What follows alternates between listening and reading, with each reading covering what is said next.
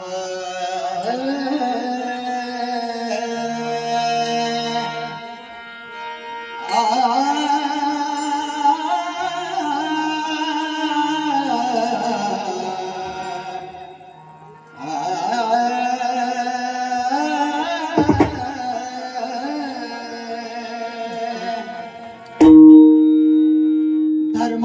पालन धर्माचे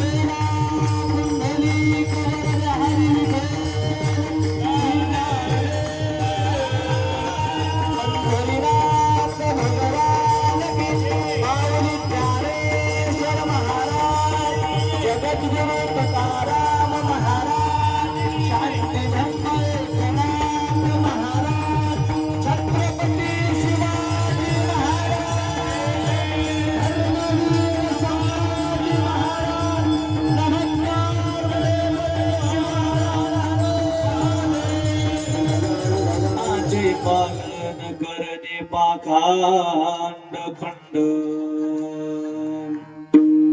हे जे आम्हा करणे काम बीज वाढवावे राम. तीक्ष्ण उत्तरे हाती घेऊनी बाण फिरे हे जे आम्हा करणे काम बीज वाढवावे ना. नाही भीडभान नाही भीडभान तुका म्हणे साना तो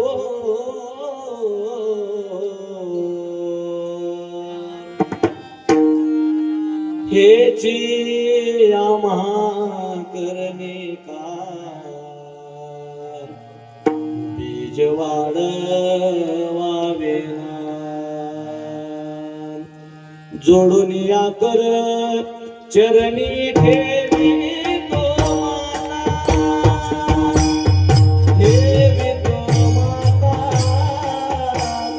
हरी सवेरे नंदी माझी पंढरी हरी सवेरे नंदी माझी पंढरी.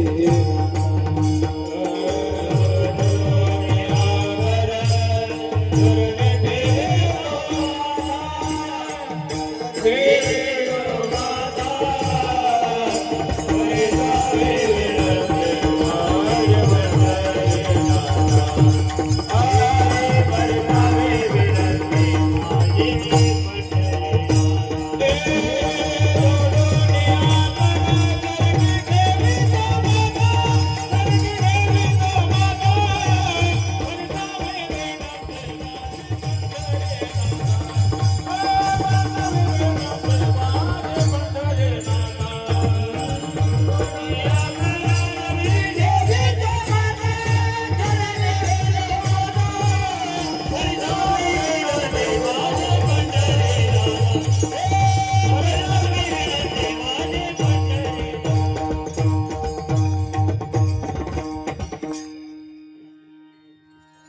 जोडणी आकर चरणी ठेवितो माता परिसावी विनंती माझी पंढरीनाथा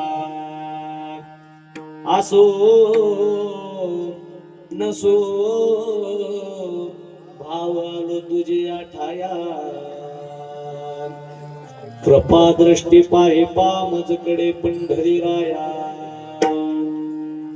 समचरण सरोजम सांद्र नीलांबुदावं जगननिहित पाणी मंडनम मंडनाना तरुण तुलसी माला कंधरम कंजनेत्रम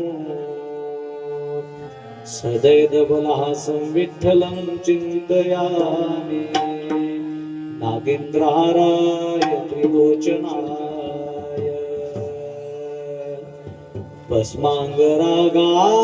भस्मांगरागाय महेश्वराय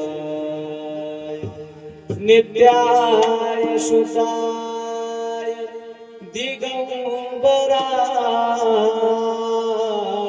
दिगंबराय तस्मै नकाराय नमः शिवाय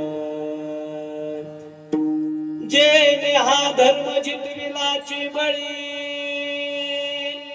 तो संभाजी जानन वाळी काव तरला जयाची कुळी तया छत्रपतीची आचरण कमली साष्टांग नमन करीत सो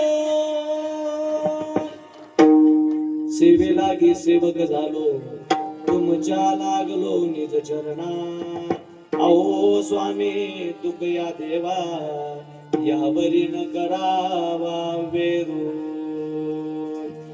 कलावज्ञ जीव धरारतावतार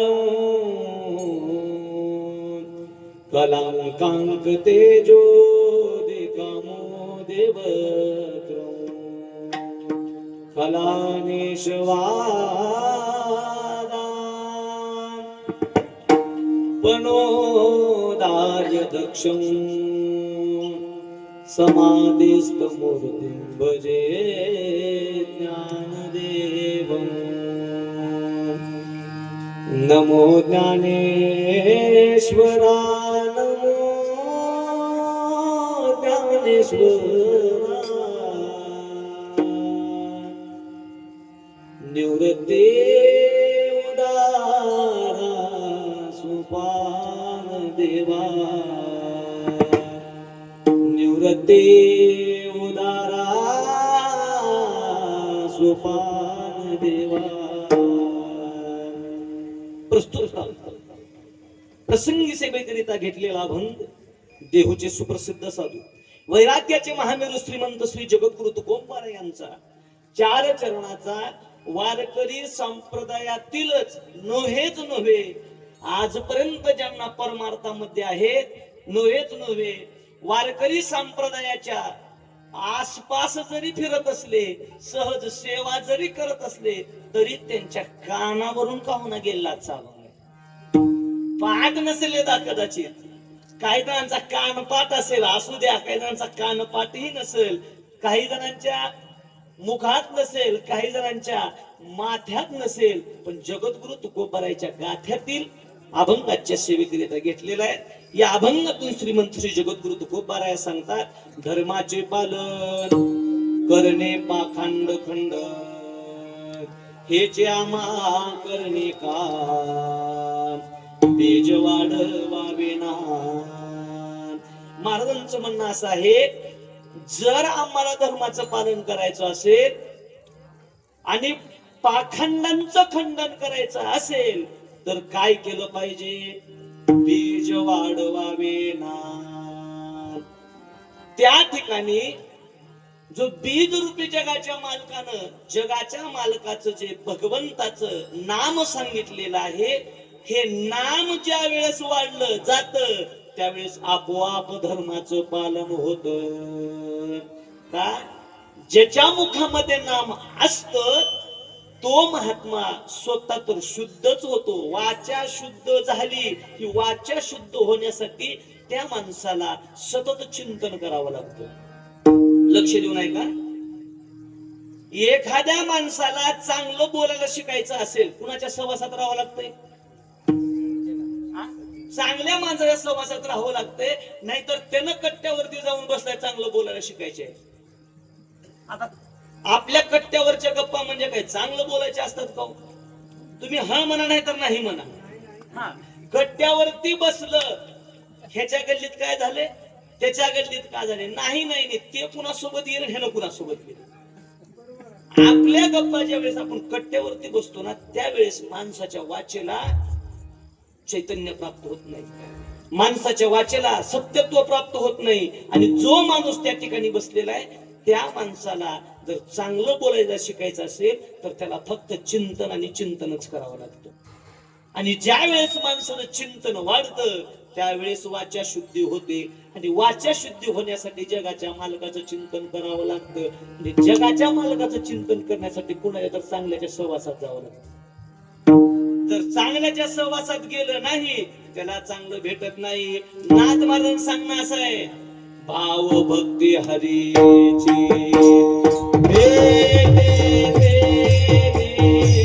भाव भक्ती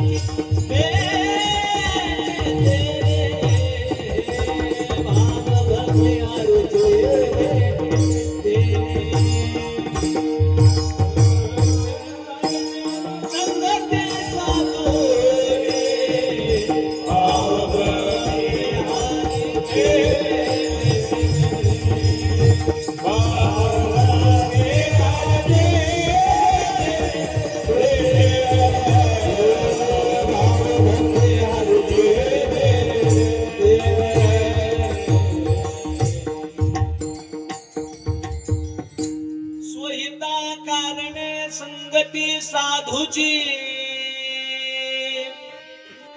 भाव भक्ती हरीची भेटे तेने. स्वतःच जर हित करायचं असेल तर नाथ बाबा सांगतात, स्वहिता, तुझं स्वतःच हित बघ, लोकांचं बघत बसू नको. ज्याला स्वतःच हित कळलं नाही ते लोकांचं हित काय सांगणार आहे? हो, तुम्ही चिवेत का सगळे वडेवाडी कर? कारण की आता आमच्याकडे तुमचा अपभ्रंश झालेला आहे. आमच्याकडे तुम्हाला घोडेवाडीकर म्हणत नाही, आमच्याकडे तुम्हाला घोरवाडीकर म्हणतो. काय घोरवाडीकर? का ती अपभ्रंश झाला बोलता बोलता. घोडेवाडी तुम्हाला इथं म्हणतात, पण आमच्याकडे घोडेवाडी म्हणल्यावर कोणाला कळत नाही. आज मला 10 जणांना विचारले, म्हणले महाराज तुमचं कीर्तन कुठं आहे? मी म्हणलो घोडेवाडीला. ते म्हणले कुठं घोडेवाडी? लक्षात आलं नाही महाराज त्यांच्या. हा, मी म्हणलो घोरवाडीला. हा हा हा हा हा, ती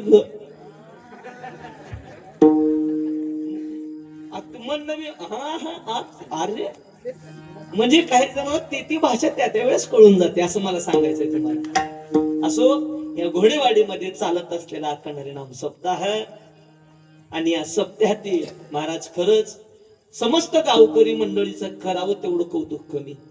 समस्त ग्रामस्थ मंडळी, सप्ताह कमिटीमध्ये पळणारे सर्व आणि वारकरी सांभाळणारी सगळी मंडळी यांचं करावं तेवढं कौतुक कमी आहे महाराज. काय? कारण की हा जो सोहळा आहे ना, या सोहळ्याला यदा कदाचित गावातलं कोणी आलं नसेल, गावातलं बरेच जण झोपले असतील, बरेच जण इकडे आले नाहीत, पण निश्चितपणे या नारदाच्या गादीवर सांगतो की तुमच्या या सप्त्यामध्ये जगाचा मालक मात्र आलेला आहे. का सांगतो? कारण की जगाचा मालक आल्याशिवाय रंग भरत नाही. मी सांगत नाही, संत महात्म्यांचं म्हणणं आहे, रंग भरे कीर्तनात, रंग भरे कीर्तनात,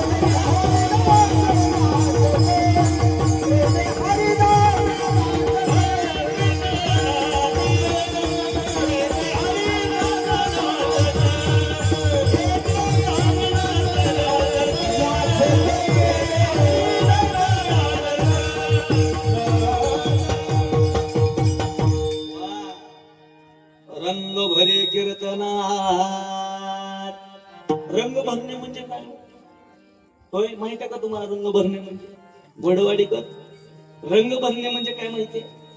रंग भरणे म्हणजे भगवंताचं चिंतन करत असताना त्या चिंतनासोबत आपलं चित्त पवित्र होऊन त्या चिंतनामध्ये आपल्या चित्तानं सहकार्य करणं म्हणजे रंग भरणे.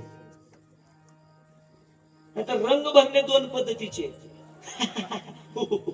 हे रंग वेगळा, ते तुम्हाला लक्षात आला तो रंग वेगळा. पण ज्या रंगामुळं जगाचा मालकाचं सानिध्य आपल्या जवळ येईल आणि जगाचा मालक आपल्या चित्तामध्ये येऊन स्थिरावल, ही अवस्था प्राप्त होणे म्हणजे कीर्तनामध्ये रंग भरणे. नाहीतर बरेच माणसं म्हणतील काय महाराजांना हसवलं, महाराज लय रंग भरला होता, त्याला रंग म्हणायचा, त्याला बेरंग म्हणायचं. म्हणजे असं कसं का? अभंगाला सोडून जर लय हसवणं झालं त्याला बेरंग म्हणायचं. पण अभंगाला धरून मुद्दे शुद्ध दृष्टांत याच्यासाठी द्यायचा असतो. त्या दृष्टांतामध्ये माणसाने हसावं निश्चित, पण सिद्धांत माणसाच्या लक्षामध्ये यावं. आणि या सिद्धांतावरती दृष्टांत द्यायला लागला की मग आनंद प्राप्त होतो. मला काय म्हणायचं, आपापल्या अभंगावर द्यायचे बरं का आपल्याला. मी जिथून आलो होतो मी ते रस्ता विसरत नाही, कारण की यायचा रस्ता पाठ असला आणि जायचा रस्ता विसरला की मग अभिमन्यू होत असते. जायचा रस्ता माहित पाहिजे, यायचा रस्ता कळाला आणि जायचा रस्ता जर माहित नसलं घात होत असतो मला. आणि तो घात फक्त जीवनातच होत नसतो तर तो कीर्तनात पण होत असतो. म्हणून आपापला रस्ता माणसाला ध्यान ठेवावं. मी हिताबद्दल होतो, घोडेवाडीकर लक्ष देऊन ऐका. आपण हिताबद्दल सांगत होतो. ज्या व्यक्तीला स्वतःच हित करायचं आहे, तुम्ही संत महात्म्याने विचारा. संत महात्मे सांगा तुला हित करायचंय ना, धन दारा पुत्रजन बंधू सोयरे पिशून सर्व मित्या हे जाणून शरण रिगा देवासी माया वेगने भ्रमला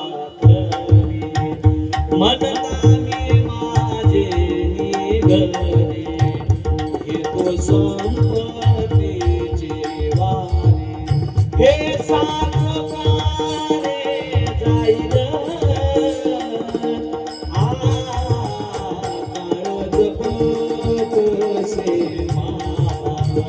सोहिताचा गोरवा हे ध्यानीला श्रीहरीच्या धनदारा पूज हे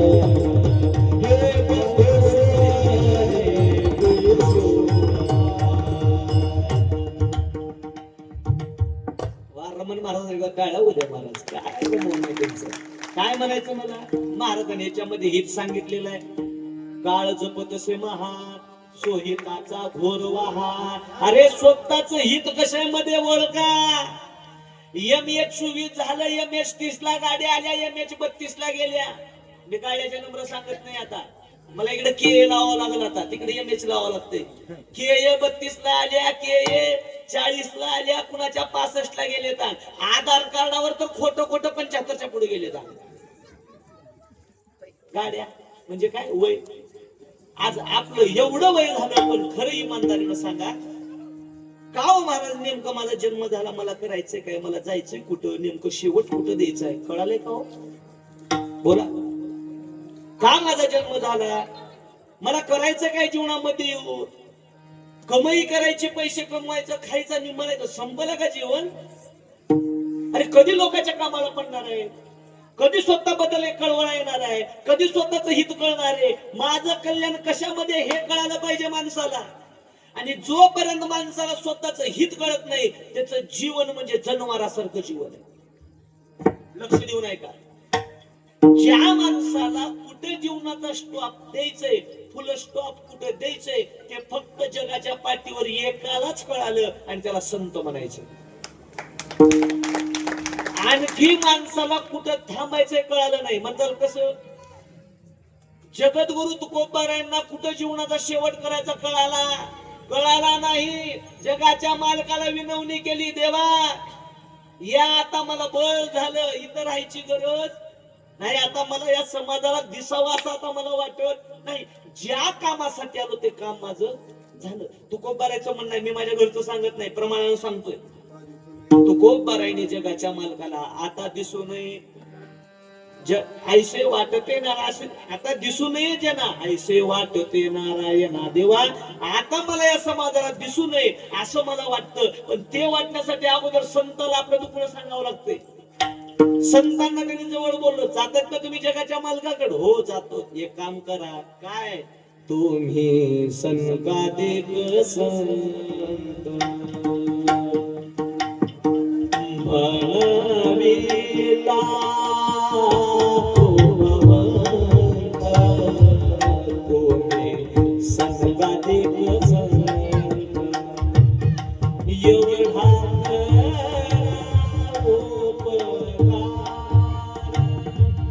सारंगा देवा नमस्कार, तुम्ही संकादिक संत, संकादिक संत, तुम्ही संकादिक संत. माझी भागावी करो ना विधवा पंढरी राधा,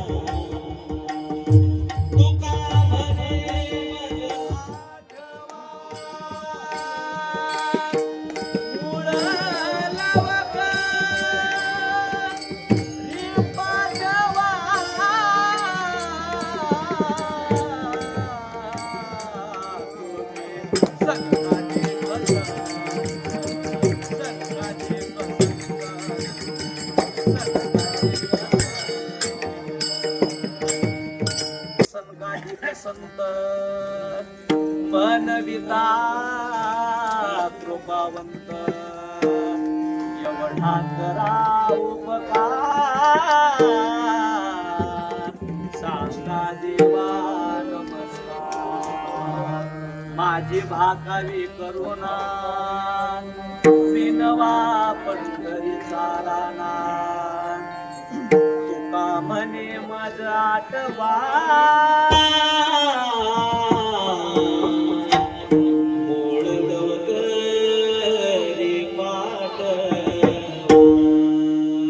तुकोबारायने संताला सांगावं, तुम्ही संत आहे, संकादिक संत आहे, माझ्यावरती एक उपकार करा, जगाच्या मालकाला सांगा आता मला घेऊन जायला लावा. माझी भाकावी करुणा. मूळ माहिती कशाला पाठवायचं? मूळ मूळ मुराळी माहिती मुराळी कशाला म्हणायचं? ज्या वेळेस आपली लेख सासरला दिलेली असते ना, ते माहेरला बोलवायच्या अगोदर इकडून त्यांचे आई वडील एकाला बोलवायला पाठवतात, त्याला काय म्हणायचं? मुराळी म्हणायचं. आता तो लव्ह मॅरेज मुळे आनंद कमी झालाय, आता मुराळीच राहिला नाही. आता मिस कॉल आलाय बघा, आता फोन केले की येऊ लागले, तर फोन केले की चाललेत. पण महाराज, या मुराळी येण्यामध्ये एवढा आनंद होता. पहिल्याच्या मायमाऊलीला विचारा महाराज, पहिलं जर गावामध्ये माहेरचं जर कुत्र आलं तर अप्रूप वाटायचं. काय काय काय? कुत्र कुत्र माहेरचं कुत्र जर आपल्या इकडं आलं तर अप्रूप वाटायचं बाईला. माय आमच्या गावचं आहेत बरं का. महाराज आल्यावर तर लयच आनंद. आता आल्यावर ओळख द्यायला गेले तेवढा अवघड झाला. कारण की त्यावेळेस जो आनंद होता तो आनंद आता राहिला नाही. याचं कारण काय माहितीये? माणसामध्ये जी संस्कृती होती, जे माणसामध्ये प्रेम होतं, जो जिव्हाळा होता, तो जिव्हाळा आज राहिला नाही. त्याचं कारण काय माहितीये? ते म्हणजे माणसाच्या पाठीमागे लागलेला स्वार्थ. विठ्ठल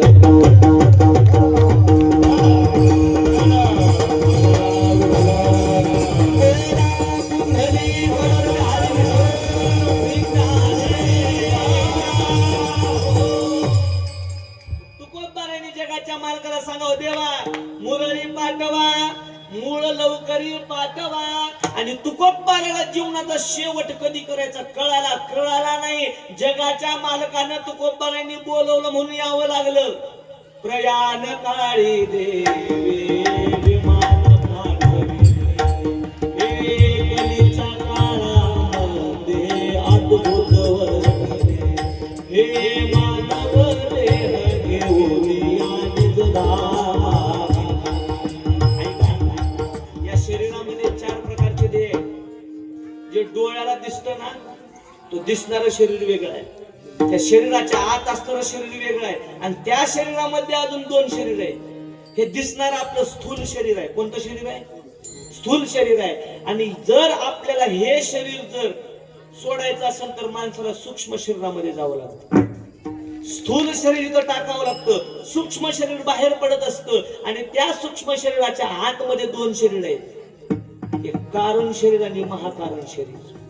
हे जे चार शरीर आहेत, जे महात्मे असतात, योगी असते, जपी असते, तपी असते, ते काय करतात मला सांगा. आजच्या काळामध्ये माणसाची जगायची किती दिवस वर्ष जगतोय माणूस? तुम्ही बोला नाही तर चाललो बरं का मी आता. हा बोला. किती वर्ष? हा किती? आपले लिहिल्याप्रमाणे नियमाप्रमाणे अल्पायुष्य मानव देह शत गणिले ते अर्धरात्र. काय बोला तुम्ही? 100 वर्ष आयुष्य आजपर्यंत. पण आता खरं सांगा, खरंच माणूस 100 वर्ष जगालाय का? 100 वर्ष राहिले नाही महाराज. का? माणसाला या देहाची किंमत कळाली नाही. जर देहाची किंमत जरी तर घोडेवाडीतल्या लोकांना कळाली असती तर माझ्या मते आज घरी कोणच झोपलं नसतं, सगळे फिरत असत. ज्या अर्थी कळालं नाही त्या अर्थी घरी झोपलेत. म्हणजे सांगायचा अर्थ काय माहितीये?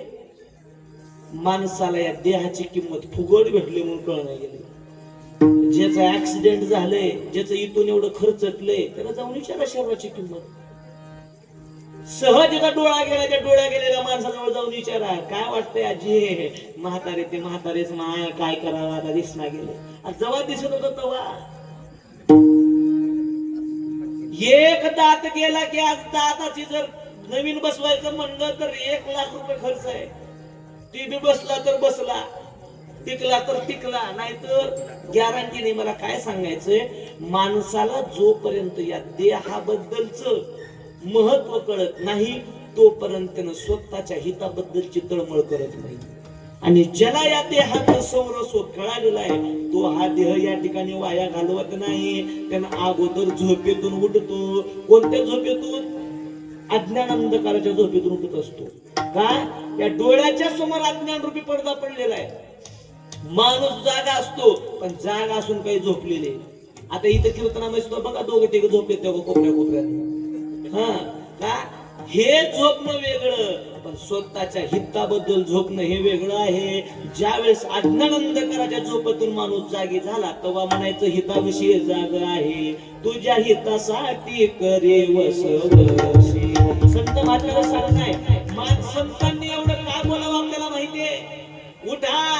संतांनी प्रत्येकाला जाग करायचं काम केले. संतांनी सामान्य माणसाला जाग करायचं काम केले.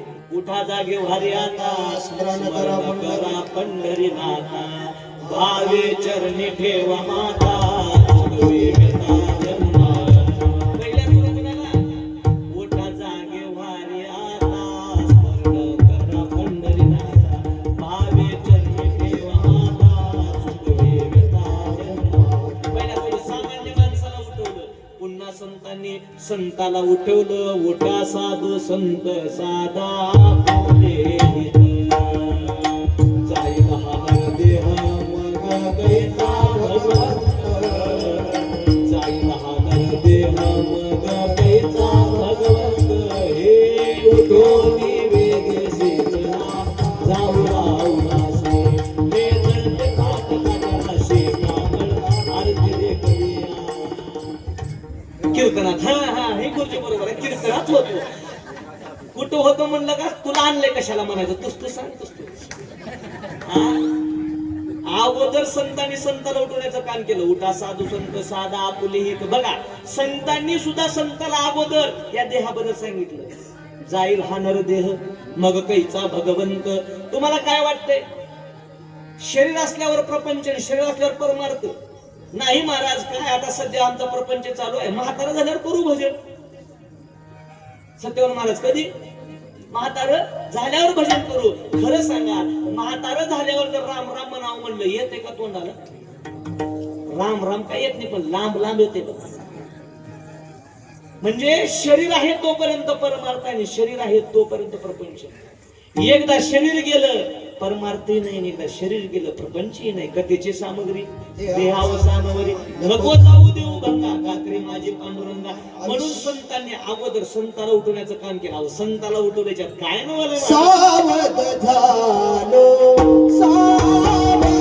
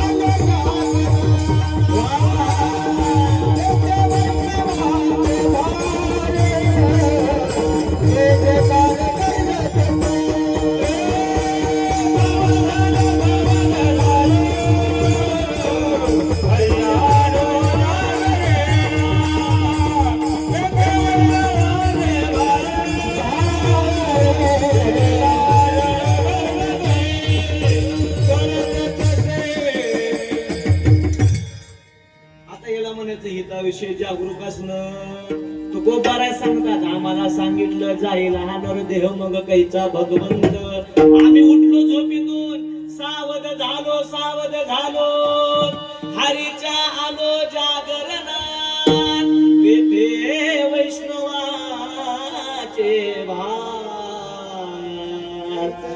जय जयकार गरजसे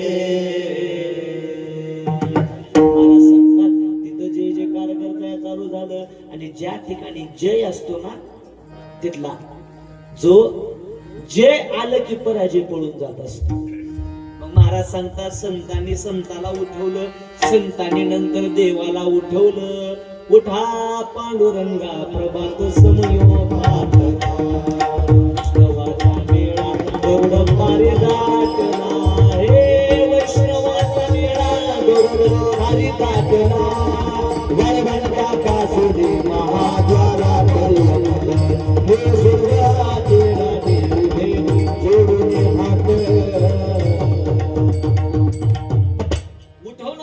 उठवणं म्हणजे काय ऐका उठवणं म्हणजे काय महाराज सांगतात उठ जाग मुसाफिर बोर भाई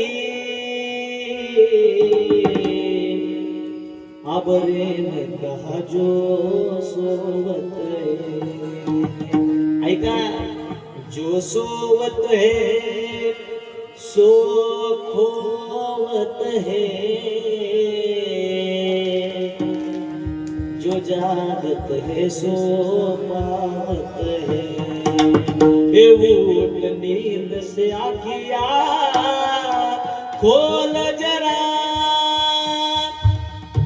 उठ नींद से आखिया खोल जरा प्रभु अपने से ध्यान लगा यह प्रीत करन की रीत नहीं प्रभु जागत है तुम सोवत हो पवनो उठा झोपेमध्ये बरेच जण अज्ञानंधकाराच्या झोपेमध्ये झोपलेला आहे का? ज्ञानरूपी प्रकाश जोपर्यंत येत नाही ना, अज्ञानरूपी अंधकार जात नाही. आणि अज्ञानरूपी अंधकार जायचा असेल तर गुरुरूपी अंजन डोळ्यामध्ये घालून घ्यावं लागतं. गुरुच्या सानिध्यामध्ये जाऊन बसावं लागतं. आणि गुरुच्या सानिध्यामध्ये जाऊन बसलं, गुरुने डोळ्यामध्ये अंजन घातलं, ज्ञान नावाची दृष्टी येते आणि अज्ञानरूपी पडदा निघून जातो. आणि एकदा ज्ञानरूपी दृष्टी झाली की माणसाला मग दिसायला चालू होतं परमात्मा हे ऐसे. मग परमात्मा काय आहे हे ज्ञानानं दिसायला चालू होतं. मग ज्ञान आल्यावर तर थांबायचं की नाही. महाराज सांगतात अभ्यासा उनी गह भारता मग ज्ञान, ज्ञानाहून ध्यान असे. मग माणसानं ज्ञान घ्यावं लागतं. बर घेतलेलं ज्ञान पुन्हा पचवण्यासाठी ध्यान करावं लागतं. मी सांगत नाही टाळोटाळी लोपला नाद.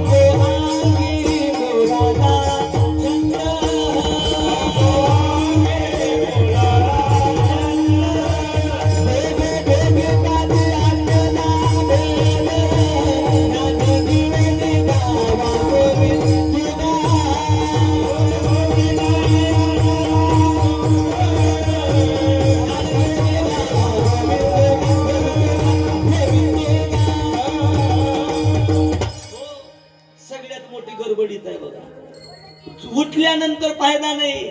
आता थोडं जरा रस्ता खडतर लागलाय बरं का, खड्ड्याचा रस्ता आहे. खड्ड्याच्या रस्त्यामध्ये बऱ्याच जणाला मग काय चाललंय कळत नसते. झालं थोडा वेळ आहे, 1 किलोमीटर खड्ड्याचा रस्ता आहे, 1 मिनिट खड्ड्याचा गेला की पुन्हा अजून हायवे लागणार. हायवेला गेलं की मग अजून झाडं हरियाली आजूबाजूला दिसणारे. एक थोडी वेळ फक्त काय सांगायचंय, महाराज सांगतात हे ज्ञान ज्याला कळालं त्याला हित कळालं. आणि दुसरी गोष्ट, जगाच्या पाठीवरती एकदा माणूस झोपेतून जागा झाला की मग माणसाला कळतं जो काल करे सो आज करले, जो आज करे सो अब करले. चिड़िया जब खेत को चुग जाए, चिड़िया चिड़िया जब खेत को चुग जाए, फिर पछतावे क्या होत है. आता जागा रे बाई, एकदा माणूस जागा होणं म्हणजे काय होणं, त्या माणसाला असलेले जे चैतन्य आहे हे चैतन्य ज्याच्यापासून प्राप्त होतं त्याची ओळख होणं म्हणजे स्वतःचं हित कळणं. आणि ज्याला मग हित कळालं त्यानं असलेलं बीज शोधायला लागतं. मग महाराज सांगते बीज म्हणजे काय, हरी हरी हरी मंत्र हा शिवाचा, हरी हरी हरी मंत्र हा हरी हरी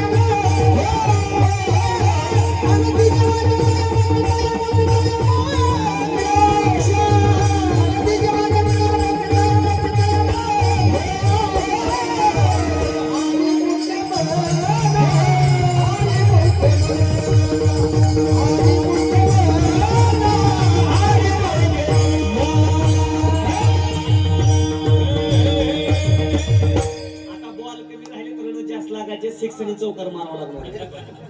आता IPL चालू ठेवा. हा, कारण की आता नाही मला मारता येईल. हा. विठ्ठल, विठ्ठल.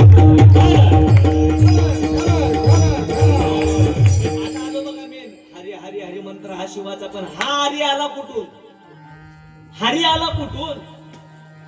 हरी हा शब्द आला कुठून जर विचार असेल तर मग नाथबाबाकडे जावं लागतं. वेदाचे हे बीज हरी हरी अक्षरे पवित्र सोपारे हेची एक.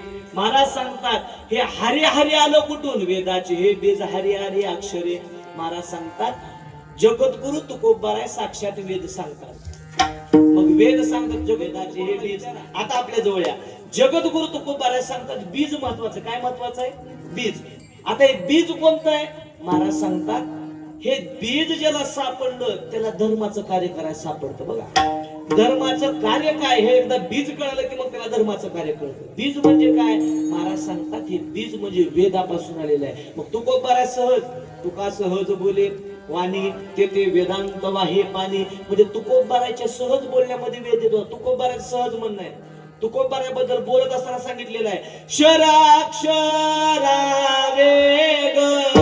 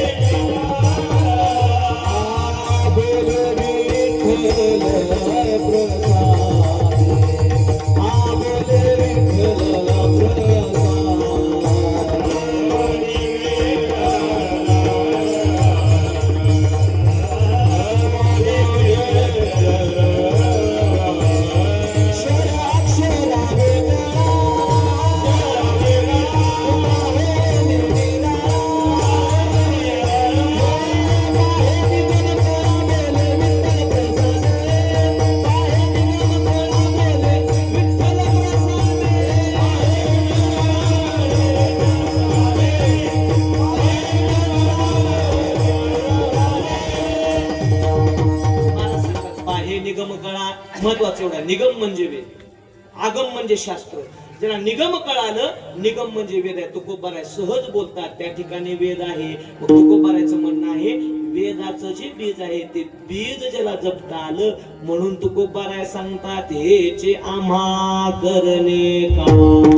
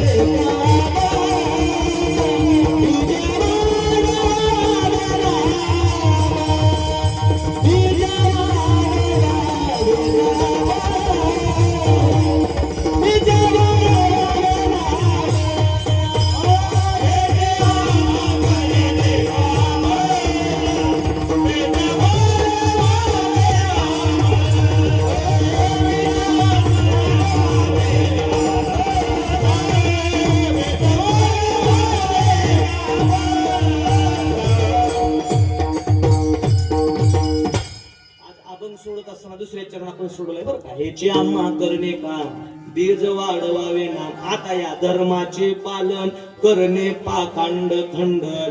ज्याला हे काम करता आलं ज्याला मेन बीज जपता आलं त्याला झाड जपता येतं. बीज ज्याला जपता येत नाही त्याला झाड जपता येत नाही. आता मुळाला पाणी घालावं लागतं का फांद्याला पाणी घालावं लागतं? सगळ्यात सोपं. मुळाला पाणी घातलं तर फांद्या व्यवस्थित राहतात. फांद्यावर पाणी टाकून मुळाला पाणीच टाकायचं नाही. जमतंय का? वाळून झाड जाते तसं महाराज सांगतात मेन बीज म्हणजे जगाच्या मालकाचं नामस्मरण आहे आणि जगाच्या मालकाचं नामस्मरण जपता आलं की धर्म आपोआप जपला जातो जप म्हणायची गरज नाही आणि धर्म जपावा म्हणूनच हे धर्म कीर्तन आहे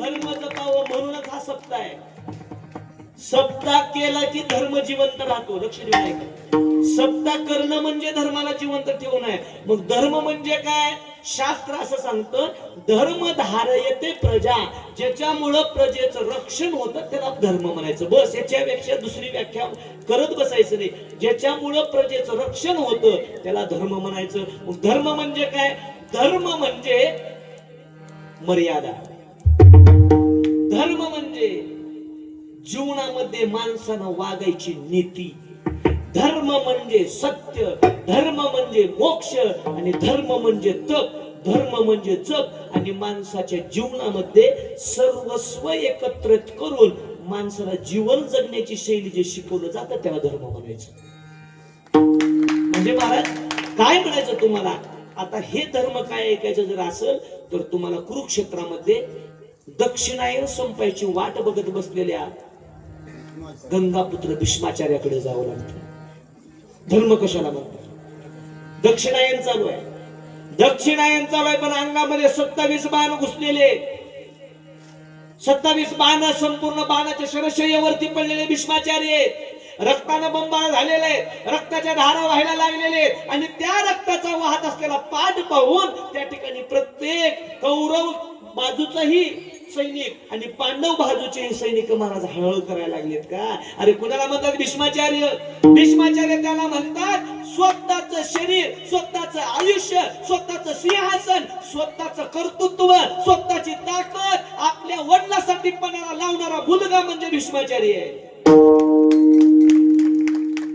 आपल्या वडिलांसाठी सर्वस्वाचा त्याग केले म्हणजे भीष्माचार्य आहेत दिल्लीची गादी कुणाला नको आहे मला सांगा एक सरपंचाची गादी भेटते तर गावामध्ये भाऊकीचं जमना गेले एका इलेक्शनला गावातलं मग दिल्लीची गादी कुणाला नको वाटते दिल्लीच्या गादीचा त्याग करून त्या गादीचा सेवक बनून राहणारे म्हणजे भीष्माचार्य 18 ब्रह्मचार्यापैकी बाकीचे सगळे ब्रह्मचारी भगवे वस्त्र धारण करणारे आणि या 18 संन्याशामध्ये 2 नंबरचा संन्यासी त्याला भीष्माचार्य म्हणतात तो पांढरे वस्त्र धारण करणार आहे पांढरे वस्त्र धारण करून भीष्माचार्यांच्या अंगावरती 27 बाण पडलेले शरशय्येवरती पहुडलेले आणि त्या शरशय्येवरती पहुडल्यानंतर कौरव वंशातले बरेच संपूर्ण वीर पुरुष संपलेले युद्ध संपलेलं आहे दुर्योधनाची मांडी दुभंगलेली आहे दुर्योधन मरणाच्या वाटेवरती आहे दुर्योधन कधी मरल्याची शाश्वती नाही आणि तेवढ्यामध्ये 5 पांडव द्रौपदी जगाचा मालक श्रीकृष्ण परमात्मा हे सर्वजण त्या जगाच्या मालकाजवळ आहेत का इतना तो करना स्वामी जब प्राण तन से निकले गोविंद नाम लेकर तेरे प्राण तन से निकले काय अपेक्षा भीष्माचार्याची शेवटच्या क्षणाला जगाचा मालक माझ्या डोळ्याच्या समोर असावा मुखातून जगाच्या मालकाचं नामस्मरण माझ्या मुखामध्ये यावं देवा अरे अशा अवस्थेमध्ये माझा हा देह जरी गेला ना तर माझ्या देहाचं सार्थकत्व जगाचा मालक उतरण्याची वाट बघते उतरायला लागणार आहे तेवढ्यामध्ये सगळेजण गेलेले त्या ठिकाणी युधिष्ठिर सांगतो पितामह कौरव सगळे संपवले 100 कौरव आहेत 100 कौरवातलं एकही वाचलं नाही 5वा पांडवापैकी एक जणी मेलं नाही का धर्म सांगतोय धर्म लक्ष देऊ नाही का धर्म सांगतोय धर्म सगळे घोडेवाडी कोण लक्ष देऊ नाही का तुम्हाला मी धर्म सांगायला आलोय धर्म कशाला म्हणतात लक्ष देऊ नाही का 100 कौरवापैकी एकही वाचला नाही आणि 5पैकी एकही मेला नाही का असत्यानं वागणारा जिवंत राहिला नाही आणि सत्यानं वागलेला मेला नाही याला धर्म म्हणायचं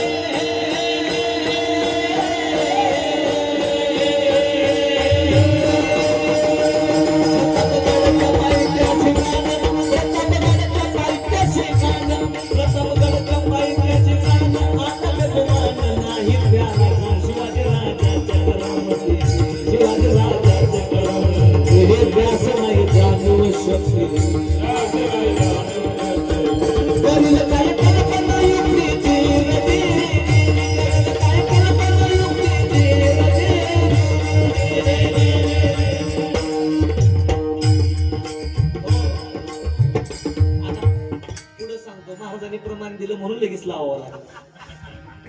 का मीठ कमी असल्यावरच मीठ टाकावं, जर उगं जास्त मीठ झालं तर पाणी वाढवलं, पाणी टाकावं लागते. म्हणून लगेच धर्मावरती असत्यानं वागणारा जर शासन करायला लागला तर त्याला सत्याचा रस्ता दाखवण्यासाठी जे पाऊल उचललेलं जातं त्याला धर्माचं रक्षण म्हणतात. आणि ते छत्रपती शिवाजी राजांना अफजल खानाला फाडत असताना केलेलं आहे. मला हे सांगायचं होतं.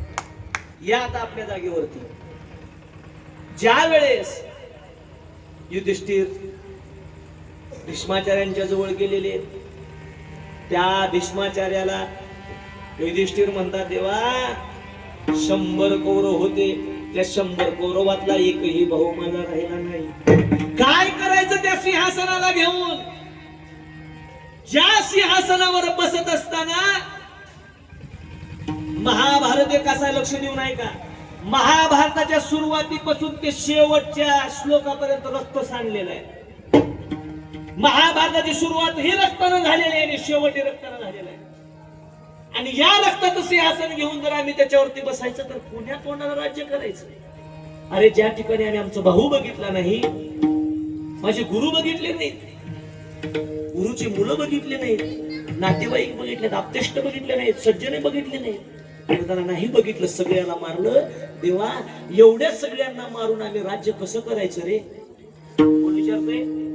युधिष्ठिर राजा भीष्माचार्याला विचारतात, एवढ्या सगळ्याला मारून आम्ही राज्य कसं करायचं? त्यावेळेस भीष्माचार्य आता यांना धर्माचं ज्ञान द्यायला चालू केलं. भीष्माचार्य धर्म सांगायला लागले, अरे एखाद्या राजाने ज्या वेळेस राज्याची धुरा सांभाळायची असते ना, त्या ठिकाणी प्रजेचं हित बघितलं पाहिजे, प्रजेला काय पाहिजे ते बघितलं पाहिजे, जे झालं ते विसरलं पाहिजे, समोर होणाऱ्या प्रत्येक गोष्टीला अन्याय असेल तर त्या ठिकाणी न्याय दिला पाहिजे. हे शब्द ऐकल्या जी द्रौपदी बाजूला उभारलेली आहे, त्या द्रौपदीच्या तळपायाची आग मस्तकाला गेलेली आहे. पितामह, कोणत्या तोंडाने तुम्ही धर्म सांगताय? काय झालं माय पुत्री, का असं बोलतेस?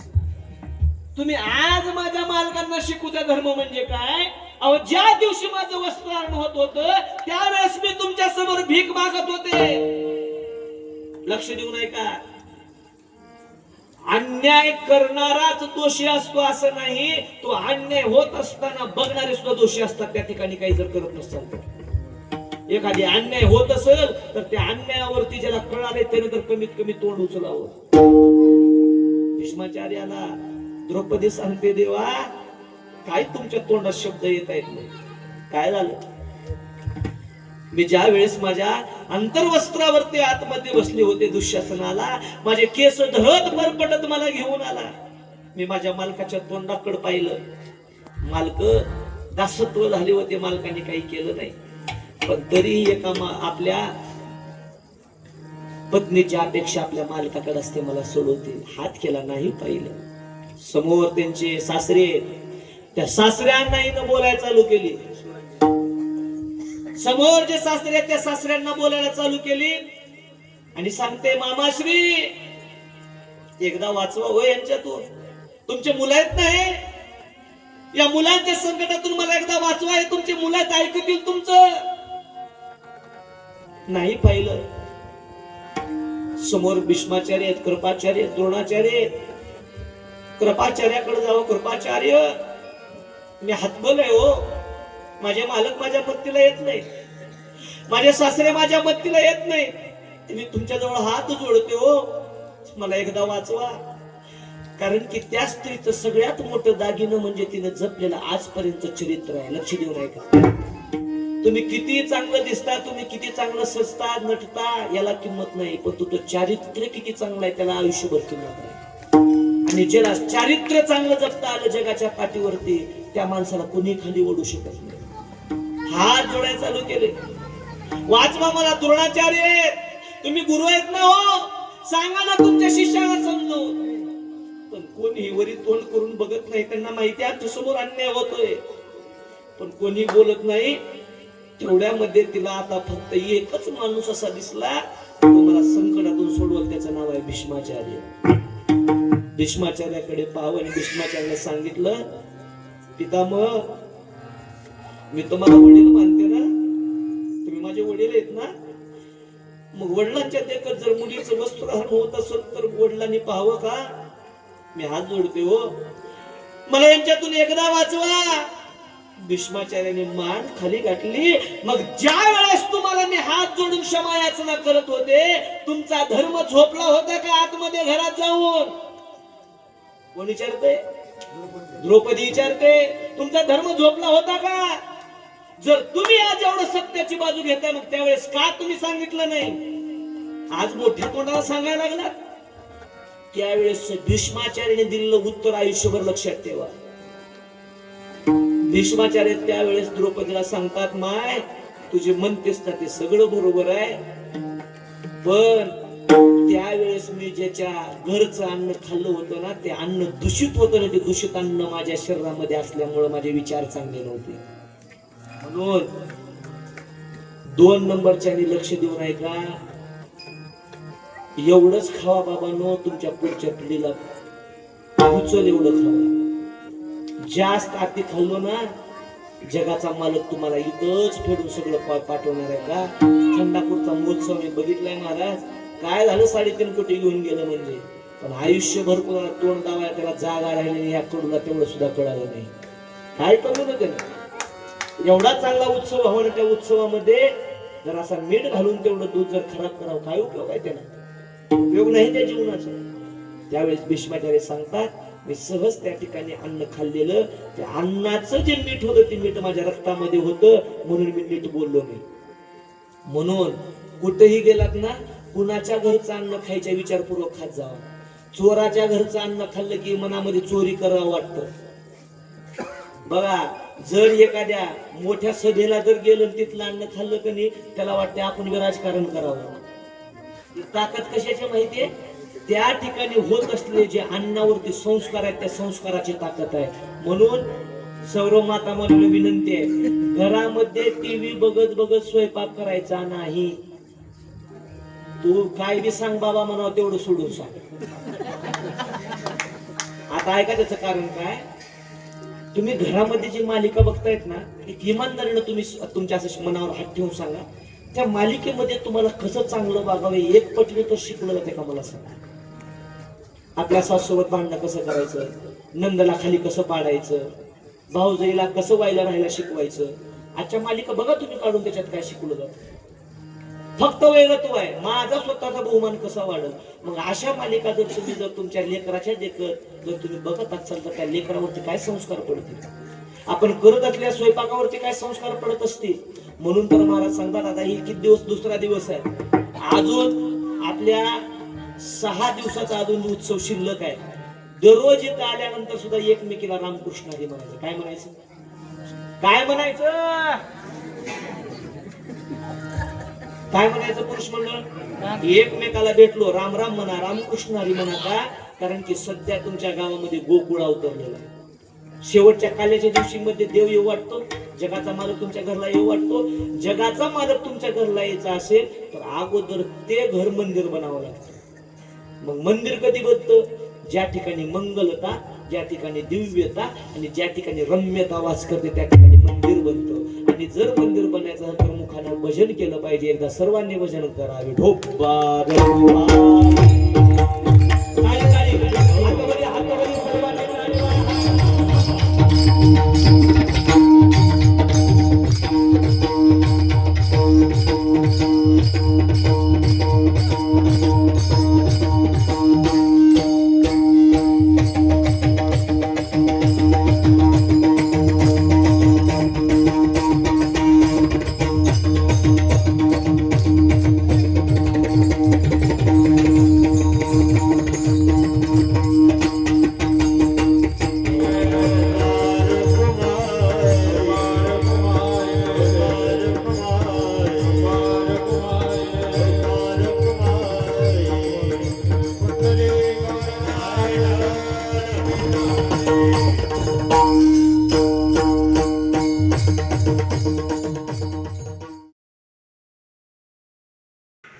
कशामुळे कंबर दुखाली आहे?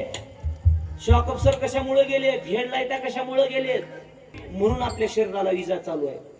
संत महात्म्याने सगळ्यात मोठं आपल्या घरामध्ये आणून दिलेलं आहे महाराज हा साधन. सर्वांनी भगवंताचं चिंतन अगदी प्रेमानं करा. वरी हात करा सर्वांनी, सगळ्यांनी वरी हात. एक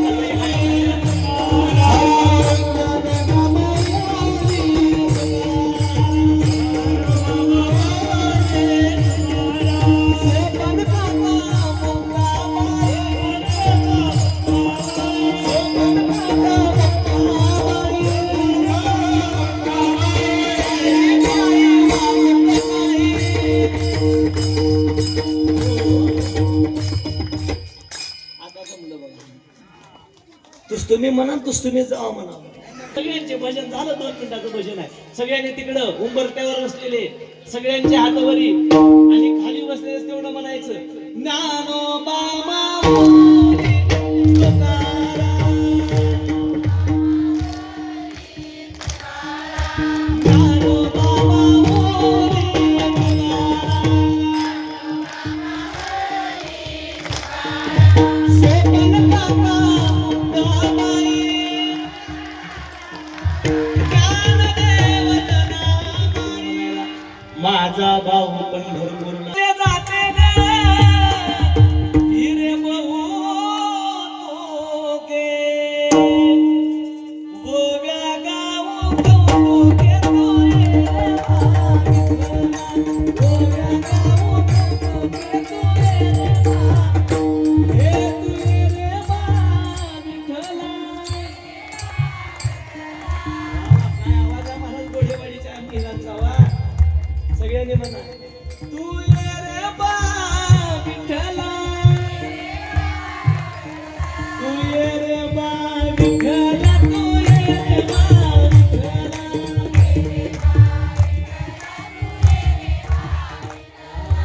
किती गोड म्हणतात. पुढच्या वर्षी काय तुमच्या गावाला बोलायची गरजच नाही.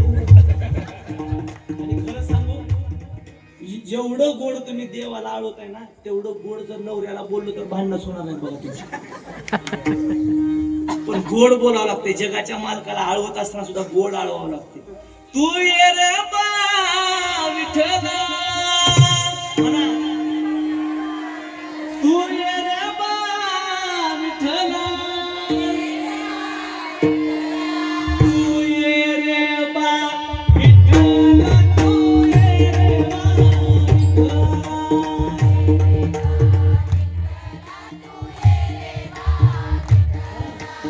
आणि तेवढ्यामध्ये तिनं म्हणायला चालू केली, माझा भाऊ पंढरपूरला गेला.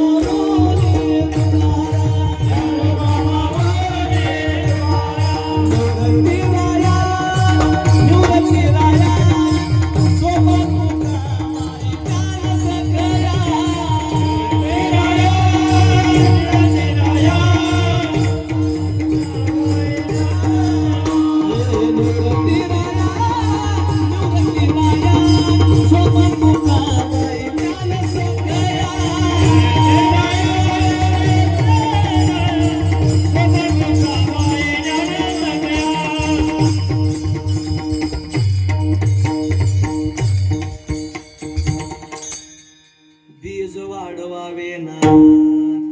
हे माणसानं जीवनामध्ये सत्यत्वानं वागायचं असेल, त्या ठिकाणी द्रौपदीला सांगतात, मी काय केलं. त्या ठिकाणी बोलत असताना माझ्या शरीरामध्ये अन्न दुसऱ्याचं होतं, पण येत शरशय्येवरती पडल्यावरती सतत चिंतन झालं. काय चिंतन झालं? हरे कृष्णा हरे कृष्णा कृष्णा कृष्णा हरे हरे, राम हरे राम राम हरे हरे, हे हरे कृष्णा हरे राम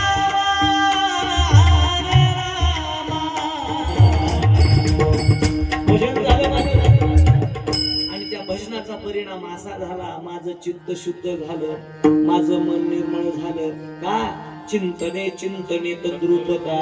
जीवनामध्ये जगाचा मालक माझ्याजवळ विराजमान झाला. तुका म्हणे चित्त करारे निर्मळ, येऊनी गोपाळ राहे तिथे.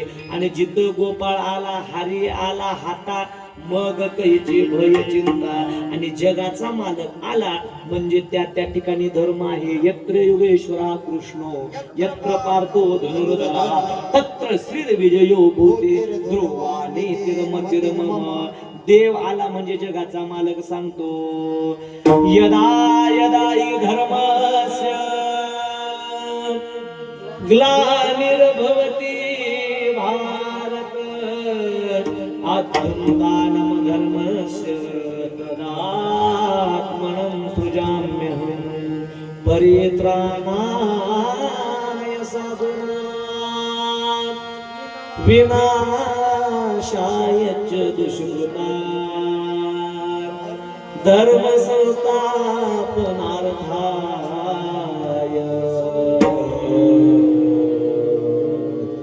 संभवामि युगे युगे. जब जब होत धर्म की हानि. महाराज सांगतात, ज्या वेळेस धर्माची हानी होत असते, जगाचा मालक येत असतो घेऊन या चक्र.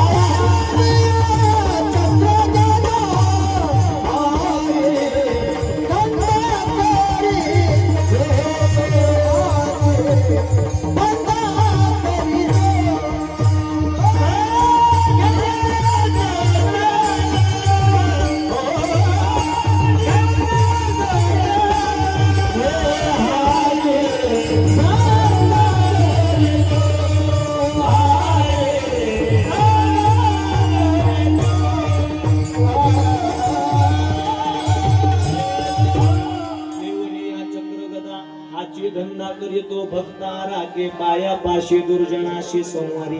आता धर्माचं पालन कसं करतो एवढं बघायचं, वाचेला पूर्ण विराम द्यायचं.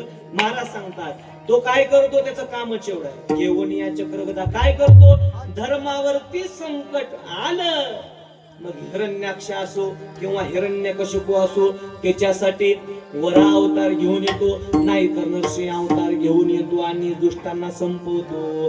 चला त्याच्या पुढं ज्या ज्या वेळेस धर्मावरती संकट येतं, घेऊन या चक्र गदा. आता आपण जरा उडी डायरेक्ट पुढे मारू. ज्या वेळेस 7व्या अवतारामध्ये हरिवंशाचा सहस्त्रार्जुन माजला गेला आणि त्या सहस्त्रार्जुनानं कामधेनूला पळवलं आणि जमदग्नीला मारलं. जगाच्या मालकाने विचार केला, आता सत्य झालं, गायीला मारला आणि कामधेनूला घेऊन गेला, माझ्या वडिलाला मारलं, आता ह्याला ठेवण्यात काही अर्थ नाही. घेऊन या चक्र गदा हाची धंदा करीतो. त्याच्यासाठी जगाच्या मालकानं परशुराम अवतार घेतला. 21 वेळा निक्षत्रिय पृथ्वी केली. किती वेळा? 21 वेळा. एकही क्षत्रिय जिवंत राहिला नाही. पण चुकून चुकून चुकून चुकून सूर्यवंशातला एक राजा स्त्रियांनी आपल्या पदराखाली लपवून ठेवला होता. कोण? माता माऊल्यांनी. म्हणून तुम्हाला जगाच्या पाठीवरती सगळ्यात मोठं स्थान आहे. कारण की तुम्ही जर नसताना तर रामचंद्र भगवान आले नसते. म्हणजे आले नसते म्हणजे त्यांच्या वंशाचा विस्तारच झाला नसता. तुम्ही त्यावेळेस त्यांच्या कुलातल्या राजाला त्यांच्या पदराखाली लपवलं, म्हणून त्या राजाचं नाव नारी कवच पडलं. नारीनं त्याला वाचवलं म्हणून नारी कवच पडलं. आता त्याच्यासाठी श्रीमद भागवतामध्ये घुसावं लागतं, रामायणामध्ये घुसावं लागतं. तिकडे आपल्याला जायचं नाही. फक्त एवढं सांगायचंय, संकट पडलं, घेऊन या चक्रगद हाची धंदा करीतो. मारलं महाराज. नंतर रावण कुंभकर्ण दुष्ट जन्माला आले. रावण कुंभकर्णानं सुद्धा संपूर्ण राजाला जेवढे काही देव आहेत तेवढे देवाला बांधलं. पुण्या स्वर्गलोक स्वर्ग लोकातला एकही देव जिवंत ठेवला नाही, सगळे देव आणून लंकेमध्ये बांधून टाकले. प्रत्येकाला काम वेगवेगळे दिले. आपल्या घरामध्ये झाडून काढायचं काम एकाकडे असते. जर मोठी सून झाडून काढत असेल तर बारक्या सूनला भांडे घासावं लागते, नियम आहे. म्हणजे प्रत्येकाला काम वाटून दिले. तसं लंकेतल्या राजानं काम वाटून दिले होते. झाडून काढायचं काम वाऱ्याचं होतं, जर कचरा पडला तर वाऱ्यानं झाडून काढायचं. सकाळी सडा मारायचं काम पावसाचं होतं. गणपती बाप्पा माहिती आहे का तुम्हाला? गणपती बाप्पा माहिती आहे का नाही? गणपती बाप्पाला एक काम होतं. काय? लंकेमध्ये जेवढे गाढव आहेत तेवढे गाढव गोळा करायचं आणि त्या गाढवाला चारू आखावून घरला घेऊन यायचं. कोणाला होतं? गणपती बाप्पाला. म्हणजे विचार करा, रावण किती ताकदवर असेल. सगळ्या देवाला तुकोबाराचं वर्णन करतात. तुका म्हणे ज्याचे देव बांधवडी, सांगा ते कवडी गेली नाही. पण तेवढं असून वाचलं नाही. त्याचं कारण काय माहितीये? अधर्माचा वास झाला. नको त्या परकीय स्त्रियावरती नजर गेली आणि परकीय स्त्रीवर नजर गेल्यामुळं परस्त्रीला आणून आपल्या दरवाज्यात ठेवलं. म्हणून एवढा मोठा रावण होता, त्यानं वाचलं नाही. मग आपल्यासारख्यानं लय उड्या मारू नये. तेवढं राजा तेवढ्या देवाला बंदीगृहात घालणारा होता. पण वाईट नजर दुसऱ्या स्त्रीवर पडली, परस्त्रीवर, त्याचा परिणाम असा झाला, महाराजाचं काहीच वाचलं नाही. जगाच्या मालकाला असत्यानं वर्तन केल्यामुळे त्याला मारायला लागला. घेऊन या चक्र गदा हाचे धंदा करीतो. त्याला मारण्यासाठी रामचंद्र भगवंताचा अवतार घ्यावा लागला आणि त्याला संपवावं लागलं. या त्याच्या पुढं जगाच्या मालकानं नंतर दुष्ट जन्माला आला. त्याच्यामध्ये आता कंस आले, चाणूर आले, मुष्टिक आले, धेनुकासूर आले, बकासूर आलं. महाराज सांगतात असे अनेक दुष्ट जन्माला आले. त्याच वेळेस दोन आणखी होते, जरासंध, दंतवक्र, शिशुपाल. यांना सुद्धा मारण्यासाठी दुष्ट जन्माला आले. की त्या ठिकाणी त्यांना मारण्यासाठी जगाचा मालक जन्माला येतो. अहो ते लय फार लांबचं झालं. काल परवाच या 5 शाळा महाराष्ट्राच्या छातीवरती थया थया नाचत होत्या आणि त्या थया थया नाचणाऱ्या शाळांना कायमचं निस्तनाबूद करण्यासाठी दुसरा एक राजा जन्माला आला. जगाच्या पाठीवरती असा राजा झाला नाही आणि नंतर होणार नाही, त्याला छत्रपती शिवाजी महाराज. राजकारणामध्ये आणि समाजकारणामध्ये आजपर्यंत फक्त 5च डॉन होऊन गेले. किती? 5. पूर्ण हिस्ट्री काढायची. 1 नंबरचा डॉन आणि 1 नंबरचा समाजकारणी, 1 नंबरचा राजकारणी फक्त एक होऊन गेला. पहिला आहे त्याचं नाव श्रीकृष्ण परमात्मा. 2 नंबरचा आहे विदूर, 3 नंबरचा आहे कनक, 4 नंबरचा महाराज सांगतात काल परवा होऊन गेलेला. ज्या वेळेस परकीयांचं आक्रमण आपल्यावरती झालं, ते आक्रमण थांबवण्यासाठी एकाला उभा केलं.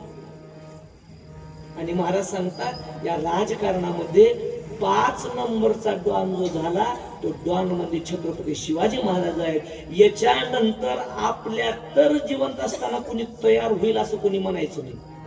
कारण की आपण एवढे भाग्यवान नाही की आपल्या देखत असा राजा जन्माला येईल.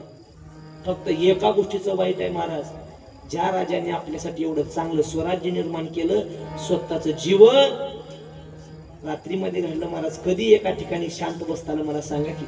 कुठं घरच्या सोबत बसून जेवण करता आलं? कुठं घरच्या सोबत जाऊन बर्थडे सेलिब्रेट आपल्यासारखं करता आला सांगा की?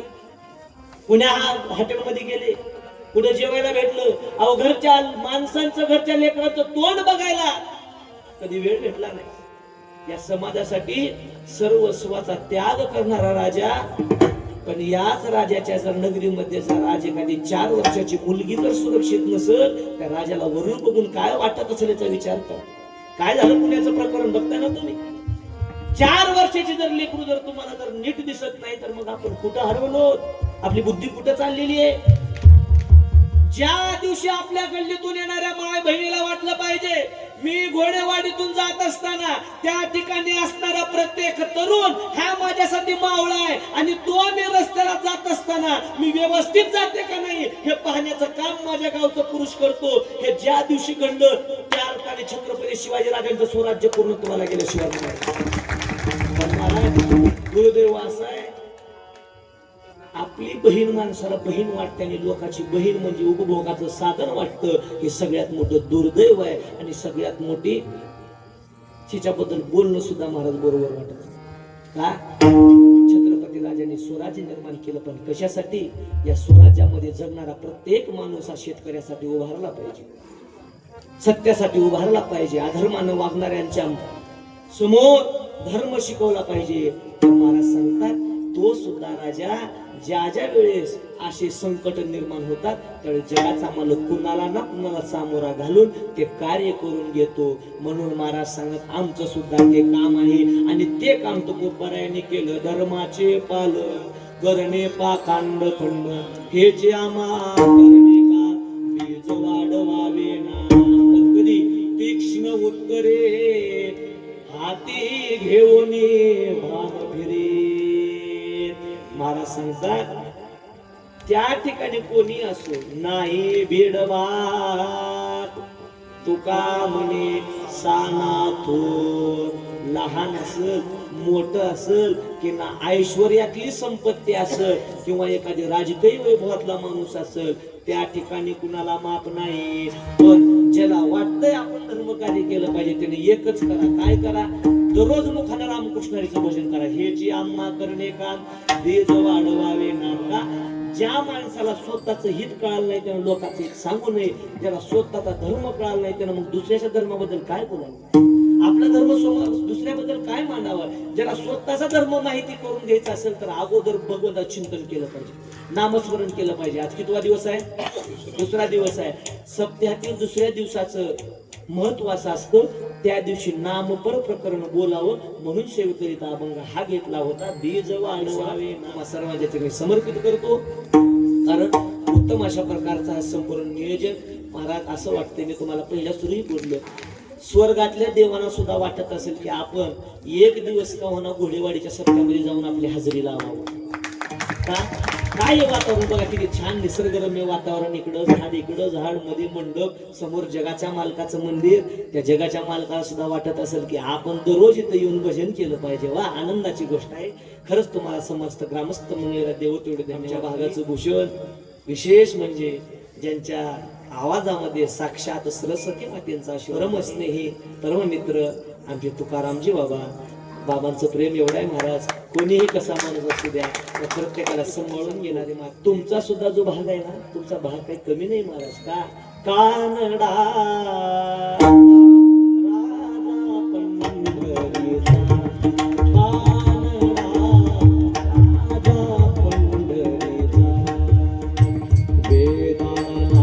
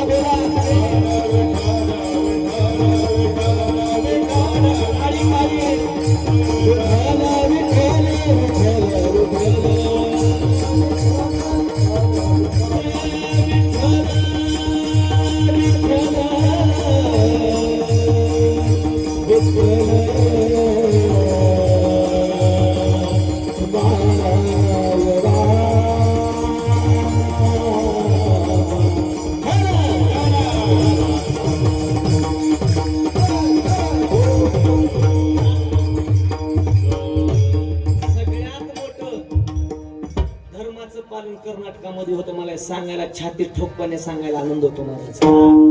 पुढे भक्तीने धरिले हाती मागे ज्ञान वैराग्य धर्म येते. हा बस एवढा महत्वाचा आहे. का भक्तीचा उगम उत्पन्ना द्रविडे साहम वृद्धे कर्नाटके गतान. श्रीमद भागवत असं सांगतं भक्तीचा उगम जरी द्रविडी देशामध्ये झाला त्याची वृद्धी मात्र कर्नाटकात झाली. आणि आनंद या गोष्टीचा वाटतो महाराज तुमच्याकडला परमार्थ हा जिवंत परमार्थ आहे. आमच्याकडला परमार्थ थोडा गोलमंडप चाललेला आहे. बरं मी सांगत नाही श्रीमद भागवतामध्ये सुद्धा सांगितलेले महाराज उत्पन्ना द्रविडे सहम वृद्धे कर्नाटके गता क्वचितम क्वचितम महाराष्ट्रामध्ये कुठं तर आहे. पण या कर्नाटकाचं वैभव असं आहे, हा जगाचा मालक कर्नाटकातून आमच्याकडे आला आणि ही भक्ती तुमच्याकडे अविरतपणे जगाच्या मालकानं जिवंत ठेवलेली आहे. त्यामुळं समस्त जेवढे काही तुम्ही ग्रामस्थ मंडळी आहेत त्यांचे करावं तेवढं कौतुक कमी आहे. इकडे आता आमचे चोपदार मंडळी सगळ्याचं हा कानडू विठ्ठल कर्नाटक हा ते बी तिथूनच आता बरेच प्रमाण आहेत. पण सांगायचा अर्थ जगाचा मालक तुमच्याकडलाच आहे आणि म्हणून तुम्ही आम्हाला पदरात घेत जावा. हा तुम्ही पदरात घेतलं की म्हणजे भक्तीनं आम्हाला पदरात घेतली असं म्हणावं लागते, दुसरं काही नाही. सांगायचा अर्थ समस्त ग्रामस्थ मंडळी आता कुणाचं एकाचं नाव घेतात ती बाबा कडचे टाळ घेऊन उभारलेले हा त्या बाबापासून विनेकरी बाबा सर्वांच्या चरणावरती नतमस्तक होतो आणि वाचेला पूर्ण उत्तम अशी साथ दिली आदरणीय भरत महाराज आणि आमचे या ठिकाणी व्यासपीठ प्रमुख असणारे आमचे सत्यवानजी महाराज यांचा सुद्धा महाराज कंटिन्यू कॉल होता.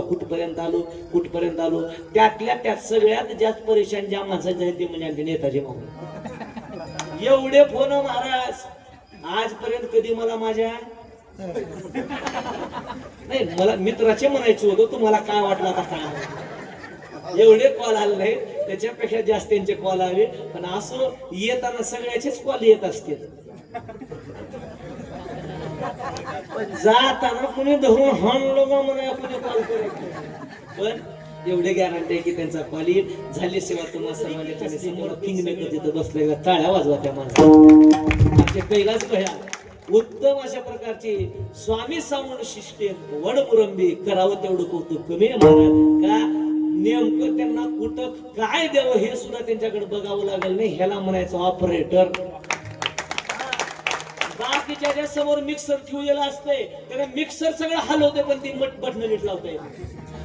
हा पण उत्तम अशी सिस्टमची होत दिली. झाली सेवा तुम्हा सर्वांच्या चरणी समर्पित. वाचेला पूर्णविराम